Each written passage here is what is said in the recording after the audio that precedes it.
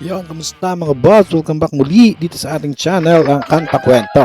Alright, ngayon nga mga kwento ay meron tayong re-reactionan. Actually, may nagbigay sa atin ng link. No? Thank you very much sa nagbigay po ng link na to. Nakalimutan ko yung kanyang pangalan. At dito nga mga kwento, ito yung, ang title nito is Marami ang naiyak sa duet ni na Ruel Carino at Matt Monroe sa Santa Claus concert. No? So, Santa Claus, so parang mga December pa to. No? Ang in-upload ito ni Gay Henson, pampaswerte at good vibes. Excuse me, no? Medyo masama ang ating pakaramdam pero go lang tayo na. So, yun, bago nga natin i-play ito mga kakwento, hingin ko muna ang inyong like, share, and subscribe bilang support dito sa ating channel. Alright? Palakpakan natin na si Sir Ruel Carino at ang mga RCFC dyan, no? Patuloy lang natin supportahan ang ating mga talentong Pilipino, no? Alright, huwag na nga natin patagalin to. Let's go, let's play, let's go. Alright, ano kaya meron sa video na ito? Napaiyak daw no? Have a jolly Christmas. No, but we've prepared a special gift for you. Mga kwento, i-subscribe natin to si Gay Henson, pampaswerte good vibes, no? Dahil maganda kanyang kanyang mga upload, ano? At ating itong napapanood ngayon at binibigyan reaction. Alright. And surprisingly, yung gift ko sa inyo, gift din sa akin kasi sinurprise din ako. But it's always been my dream to do this, and I hope that you can share my dream and my... Kaya nakalagay dito is naiyak ang lahat sa duet, no? Mukhang magduduet, no? So parang ano to, no? Patay na si hindi natin alam kung paano. So let's go. Unexpressible joy. So, ladies and gentlemen, Mr. Matt Monroe. Alright. Okay, background na nasa background may big screen dito. Mukhang dito ipi-play yung face niya or alright.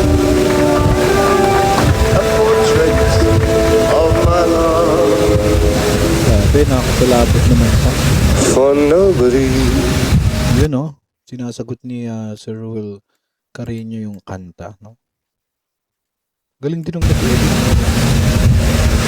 Well, one more time. Mr. Matt Monroe. Ulit. There could never be a portrait of my love for nobody. Okay. Naputol kanina, no? So, let's go. Could paint a dream.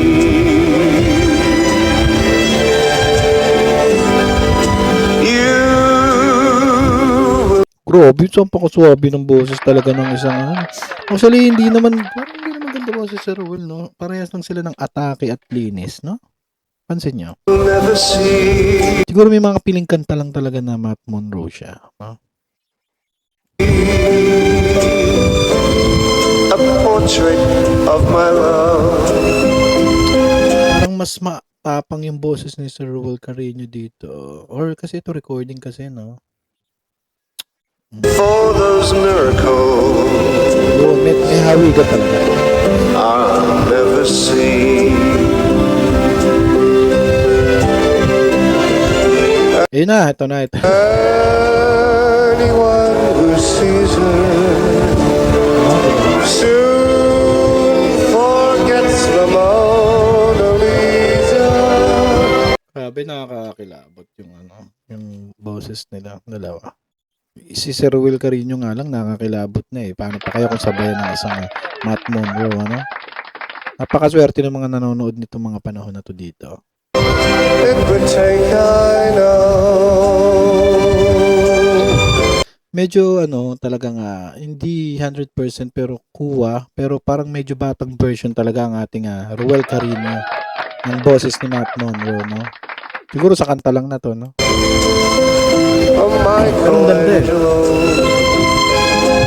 and he with me, the glow of dawn. Ayun, tinanggalan lang ng sounds. Tapos si Sir Ruel ang bumabanat. That paints the sky above.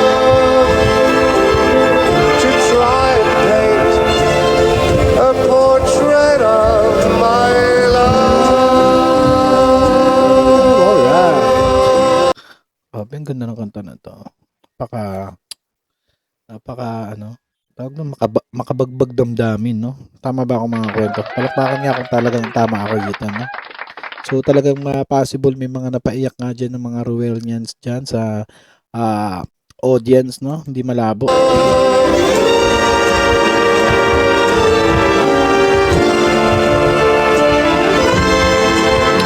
Natin kung masasagot pa si Matt Monroe.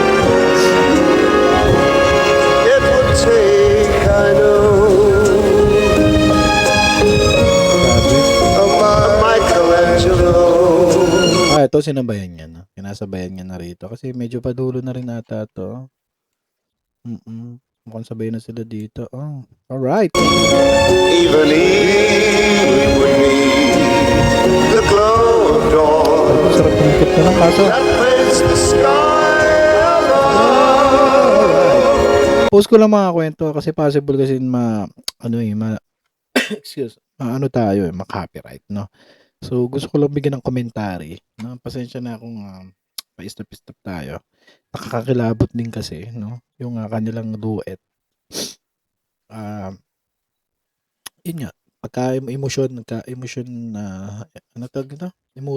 emotional ka at ito yung pinakinggan mo silang dalawa talagang mapapaiyak ka talaga, no? Kaya pinost ko rin muna kasi ayoko maiyak ngayon, no? To try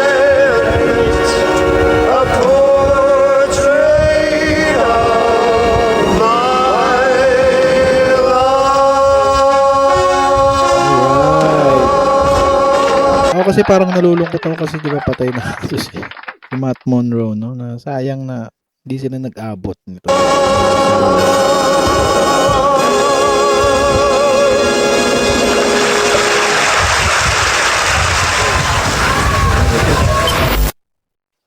Kahit ganun lang na pagkakataon ay nakaduwit niya si Sir Matt Monroe, no? Mapalakpakan natin mga kwento. Ano tayo maging emosyonal at ano nga masasabi nyo dyan sa kanyang performance, no? At babasahin ko lahat yan kung ano ang inyong mga suggestion, comment at mga ano dyan, no? Kita-kita tayo muli sa next video, pero kung nagustuhan mo yun mga kwento baka pwede ko mahingi ang inyong like, share, and subscribe kung bago ka lang dito sa ating channel. At comment mo rin kung taga saan ka para malaman natin kung hanggang saan maabot ang mga kwento nating ito. Alright? Hanggang sa muli mga kwento. Kita-kita sa comment section at thank you sa nagbigay ng link na ito, no? Maraming salamat po. At muli, ito ang Kanta Kwento na nagsasabing mabuhay ang talentong Pilipino. Bye-bye. See you on the next vlog mga kakwento.